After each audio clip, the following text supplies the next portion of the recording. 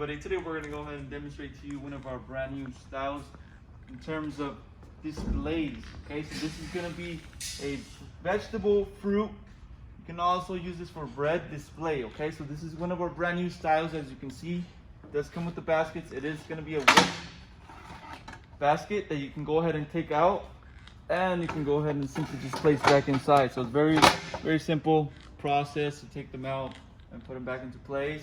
You have a total of 4 of these baskets that will be included. You also have the frame, which is metal material for this frame.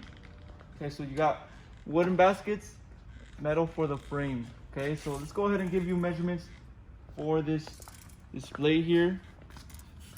For the length, you're looking at 20 inches. Front to back, you're looking at a total of 16 inches.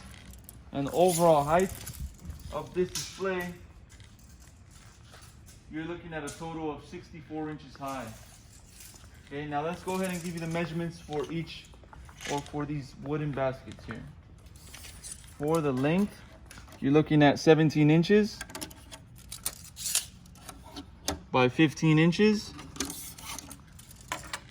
by a total of 6 inches.